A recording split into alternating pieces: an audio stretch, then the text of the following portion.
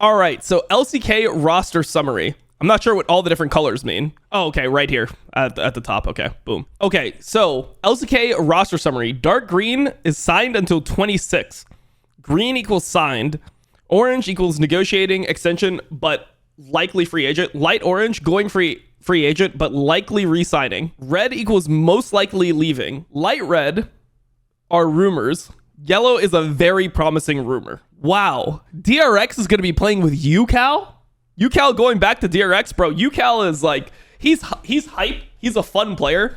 He's good to watch. But like, if you put him on a team with Teddy, Beryl, Pioshik, Kingen, if you put this DRX team together, don't you just have zero firepower? Don't you literally just have zero firepower with this team? Who's going to carry this team, bro? Who's going to step up and like carry this team? It's like you literally committed the Heretics, Old Immortals, Dignitas sin of like 5 role players. It's actually just 5 role players. Teddy Beryl sounds fun.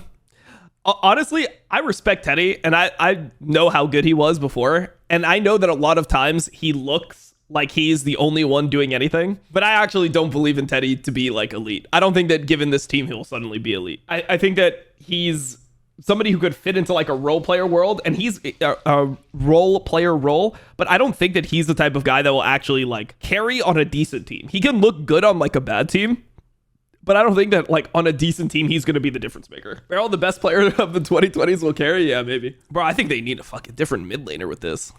Okay. So yellow is very, very promising rumor. Red is most likely leaving. So Dudu, Bulldog, Leaper, Sylvie all leaving. Well, where is Bulldog going to play? Is Bulldog going to go to LPL or something? Because I think Bulldog actually has some potential. Out of like all the young mid laners, I think that he was the one that I saw the most potential in. Fisher is staying on GenG. Okay, he's signed till 2026. Nice. He'll just int them for 2 more years. Perfect. Love it. EDG Bulldog. Wait, where's the EDG Bulldog rumor? I haven't heard this one. Somebody have a link? Sylvie's a decent player. I think he's not bad. KT, I guess we'll see with KT. I assume, Perfect is probably just going to be staying. Wait, who is Siwoo? I have no idea who that is. Wait, I kind of have heard that name, though. I don't really know who that is. Aiming, Moham is off Dplus now, so this is updated. Let's keep on looking. What else do we have? I mean, T1 is probably going to stay the same. I think it's good. If I were to guess, I would think that T1 would they're kind of probably following the same trajectory where they're not really winning LCK, but they're always in the mix. They're always like a scary team. I feel like in LCK, I mean, we'll have to see with the new format how it works, but it seems like there will be that still like mega grind to the top spots. So I would assume that's still going to favor like GenG and HLE. I don't know, man. So I heard Ruler was actually more likely to KT, but the original rumor was that he was joining GenG. But the thing is, it should be very hard for GenG to get Ruler, Chovy, and Canyon. I heard that it was very hard because of the money situation. And then Keen is almost completely out. He's almost guaranteed out because his contract is too big. HLE roster? That's a fucking roster right there, bro. That's a fucking roster right there. I like that. Keen, Peanut, Zika, Viper, Delight. It's like, this is a perfect roster for Peanut, man.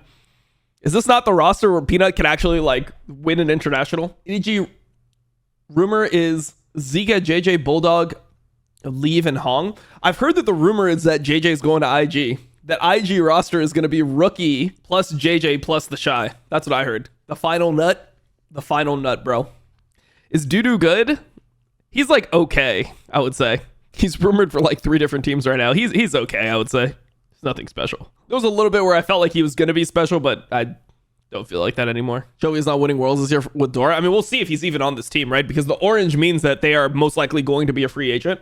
And I saw somewhere else. Hold on. Let me see if I can find it in my own community. Hold on. I'm logged in here, right? Let's see. There was the manifesting IG rumors to only be partially true with Rookie not being on the team. I'd hate to watch every single game of the Shy getting ran down by Vampire.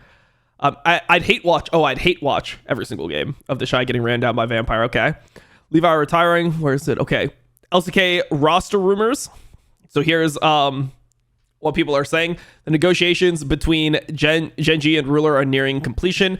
Many teams want Ruler, but Ruler is most interested in GenG. Makes sense. Chovy is very popular in the transfer market. There is even an LPL club suspected to be Weibo. Now, I heard that they're actually offering twice the salary. It's offering a salary half as high as GenG. I think this is actually incorrect. What I've heard is that he's getting offered twice the salary that GenG can offer for Weibo. So I mean, this we'll have to see what this actually is. With the influx of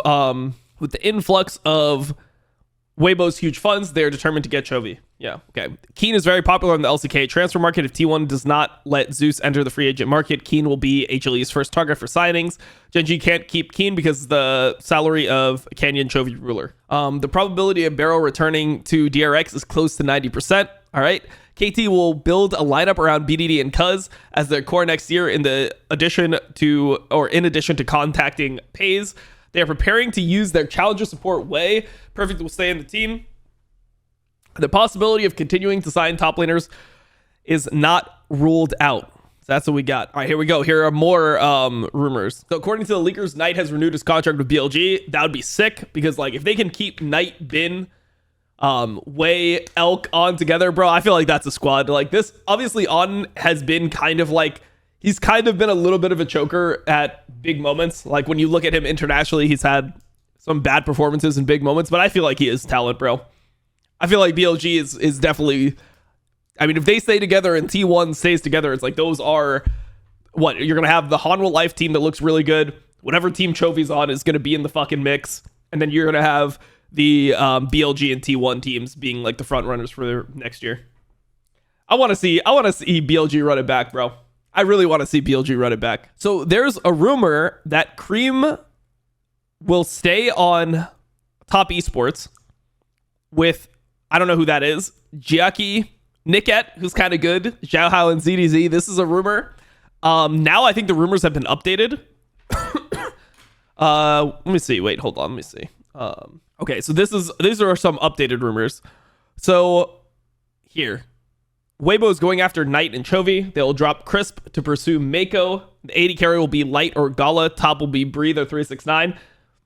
Seems like a team, bro. If they end up with Breathe, Tarzan, Chovy or Knight, if they can get Chovy on that team, Breathe, Tarzan, Chovy, Light plus Mako, that's a fucking squad, by the way. That is like insta top 2 LPL. Insta top 2 LPL, probably top 4, top 5 in the world insta. That would be a fucking sick team. So we'll see if that could ever happen. In the same rumor by Hanyi, BLG has basically no problem with contract extension. So BLG's hopefully going to continue with all their contracts. Hope so. Jackie Love, I'm either playing at TS or not playing. I'm still contracted. So the idea would be that Jackie Love is playing with Cream. So what I heard was it was going to be Jackie Love, Cream. And then if 369 goes to Weibo, then it would be Breathe to top esports. And then they would play with, it was TN plus X. I forget what the support was. That was rumored.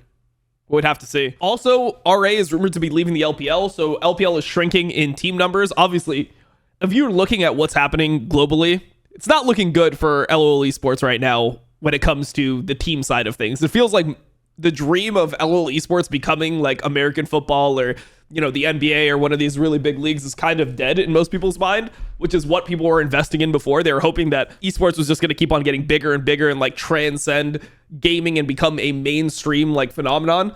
That's kind of dead in most people's minds. So now they're trying to make esports a sustainable business, which makes sense, bro. Like it should be a sustainable business. But for a while, people were over investing with the hopes of something greater happening. And because of that, you're seeing salary caps come in. Almost no team is profitable at all. I saw Sheep Esports report that like T1 was profitable, but then there was like a counter report that said that T1 is actually not profitable. Like they're profitable in certain divisions, but overall they are losing money because their roster is the most expensive roster, right? Like T1 has the most expensive roster globally this year. I think it was like $16 million roster was the rumor. So it's very hard that when you have that much of just costs and then you have the infrastructure and everything and you're running academy team at a loss, all this type of stuff, it's very hard that it's hard for your organization to make money in the short term.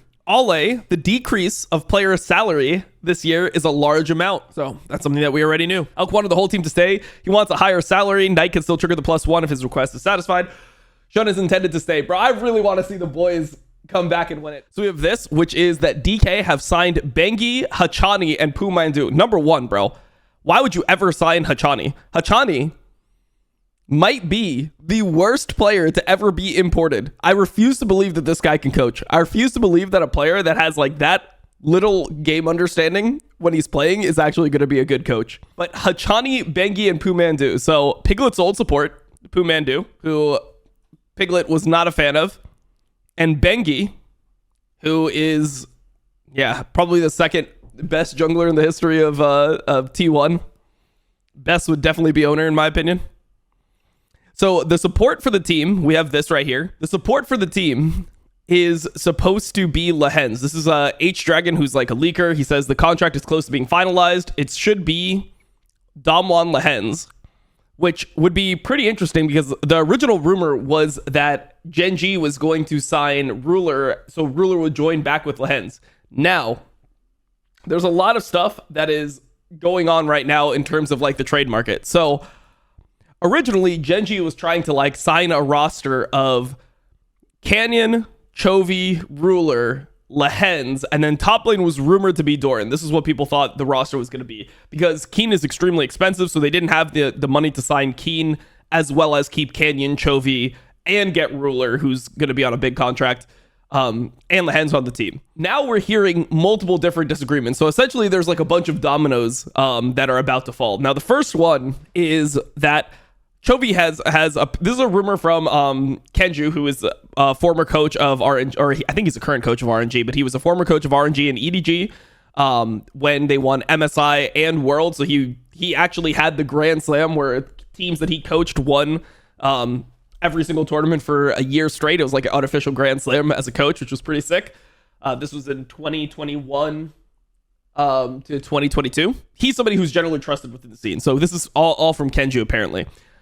So what he's saying is that Chovy is only willing to re-sign to GenG if Keen re-signs. So you have like Chovy only willing to re-sign if Keen re-signs, but then also it's supposed to be rumored that Canyon is only going to re-sign if Chovy re-signs. So if Keen, which doesn't seem likely, it's supposed to be that Keen is going to HLE. If Keen goes to HLE, that means Chovy's not going to want to be on GenG. HLE already had Zika. They're probably keeping the same roster. For the most part, they're keeping the same roster, I believe, with adding Keen to the team. So Hanwha Life is looking like it's going to be a really strong team. And now there's apparently a decent chance that Chovy would be imported, which seems weird to me. Like, I don't know how I feel about it. I feel like Chovy should just be an LCK forever. He just seems like he's that LCK player. It's just weird for him, or it's weird for me to see Chovy in another region. But apparently there is a chance that with this huge budget that Weibo has, that they sign Chovy. Now, I don't know about Bin because it was supposed to be Breathe, was supposed to be the top laner of this team before. But apparently they have a huge budget. They might sign Bin, Tarzan, Chovy, Gala, Elk, and Mako. I'm not sure if this team would work. To be honest, this looks like one of those super teams that's just destined to fail spectacularly. Even though there's a lot of good players on the team, it just feels like this is like too many pieces pulling in multiple different directions. Like you have a lot of people that want to play the game a certain way. Tarzan's always been a leader based on like how he plays the game.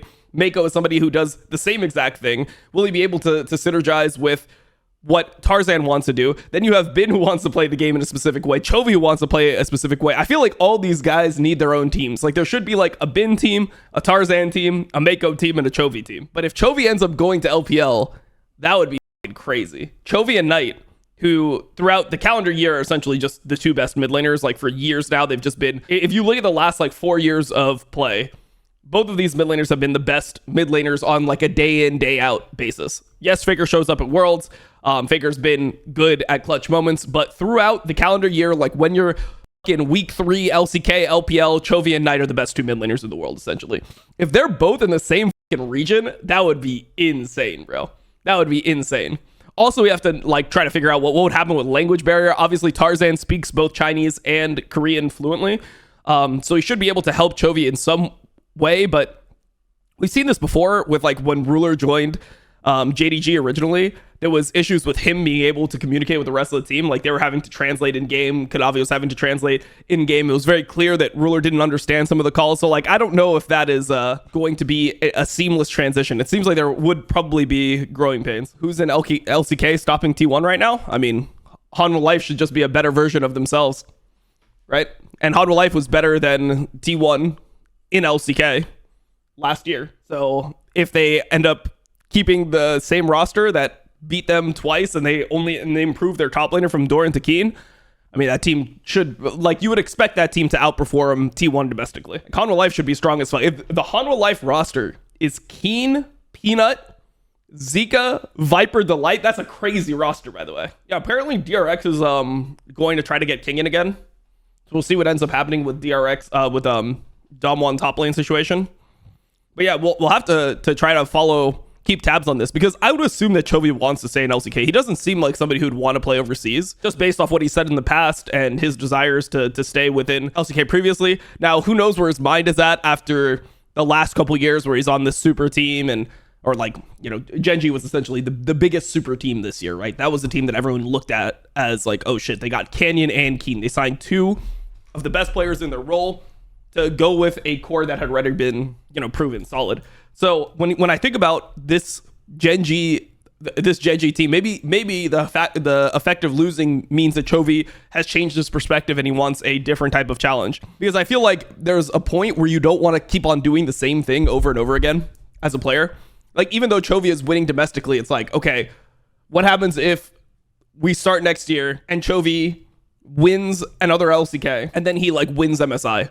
Is he not just going to, like, in his head, not feel fulfilled at all? Like, at this point, when you've won so many LCKs, I mean, he won 4 in a row. He almost won 5 in a row. He's won an MSI. Like, the whole thing that's going to be burdening him the entire time is like, is this just a repeat of next year? Whereas if you change your scenery, if you change your project, change your environment, can feel different. That might lead to different thoughts. So it's always interesting to see how players deal with failures. I think he is at a point where he doesn't know what to do to get better. I mean, the thing is, it's like he doesn't really need to get better as much as like it feels like he just needs to capitalize on his opportunities more in the later part of the year. Like, it's not really, to me, it's not really a skill type of issue. It's more just mentality. How can an LCK team win worlds without Keen or Zeus? I mean, like, you assume that T1 is just going to keep Zeus. The problem with top lane in LCK, or the problem with LCK in general when it comes to positions, is generally top lane. It feels like top lane is the weakest role in LCK. Like,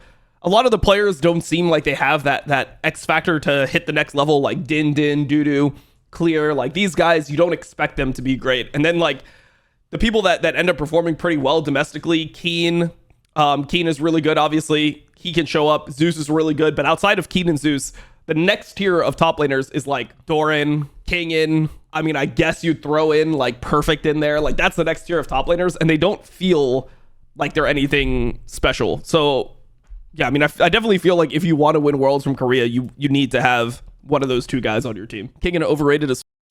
Yeah, I don't think Kingen is very good, bro. I'm kind of like been a Kingen hater, to be honest. Can't say Doran with a straight face.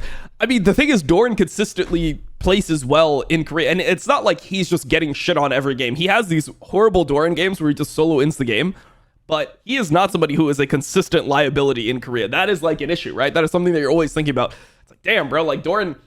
He's like, he has Jax games where he pops off, bro. He has games where it's just like, I guess, is he the best top laner in Korea? You don't believe it, but he's like performing at that level at points, which makes you really question things. I don't know, bro. Doran is tough, bro. Doran is a tough one to rate. Okay, let's go back. We got more rumors. Okay, so we mainly talked about the Weibo huge budget and them trying to sign Bin, Tarzan, Chovy, Gala, Elk, Mako. Now, I don't think that they will sign Bin and Elk, because the rumor is that BLG has no problem re-signing their whole team because it's not that expensive for them to do it. So what I heard the original Weibo rumor was Breathe, Tarzan, Chovy, if the pieces don't align for GenG, Chovy, Gala, or Light, and Mako. That's what I heard. I heard that it was Light Mako most likely. So this is different than what we heard last. Gala wants to play with Scout. Not sure if LNG will extend the contract with Scout since they haven't decided on their goal for next year. EDG contacted Doinb. So Doinb was getting some hype because he got high rated on the solo queue ladder again. He's like shown that he wants to play competitive again. And normally when a player that has been good competitively hasn't played for a while, one of the main things that people look at is like, are they still keeping up mechanically? Are they putting enough time into solo queue to actually like maintain their skill? And he did, bro. He was top 20 on the Korean ladder. He was like 1300 LP, 1400 LP, something like this. And he was performing well in solo queue. So people thought, okay, he's probably ready to come back to competitive. He's putting that much effort into solo queue, and he already was known as being one of the best shot callers that ever came out of the LPL. This is going to be huge for them. So EDG contacted Doinb, but he didn't reach an agreement. They also talked to Fofo, but he didn't want to join. I'm over Fofo, bro. I don't give a fuck about Fofo. I could never watch another game of Fofo and nothing in my life would be lost. There's some players that I'm just like done watching, bro. Like I've watched them for so long that I just don't care, bro. I just don't care anymore about Fofo. Fofo, you could never play another game as long as I live, and it wouldn't change my life one bit. Straight up. AL is willing to invest a lot this year. AL, my boys. They're willing to invest a lot this year. Top laner is likely to be 369, and they also contacted Xiaohu. So maybe we get an AL team with like 369 Xiaohu. I heard that Krakow was most likely going to stay in the LPL, and then Ducktom and Life are probably going back to the LCK. That's at least what the rumors are right now, because everything is still yet to fall into place. Like we'll know everything in the next 4 or 5 days when free agency like starts, right, officially. The rumor is that maybe you have like Krakow, 369, Xiaohu, and then your bot lane might potentially stay the same. We'll have to see who they can get for bot lane, but that does sound like it would be a pretty decent team. Like Hope and Kale, they're pretty good. TS, only mid and AD are confirmed to be staying, so that's Jackie Love and Cream.